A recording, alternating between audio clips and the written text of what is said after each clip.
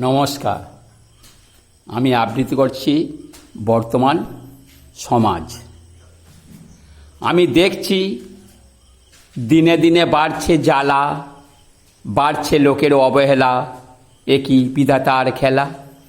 নামি দামি ডিগ্রি নিয়ে শেষকালে খেতে হবে মাঠে নাওল দিয়ে। কি ভীষণ লজ্জা। একে একে বাড়ছে দেনা, সম্মান হচ্ছে আজ বেচাকেনা। মানুষ মানুষকে করছে অবমাননা।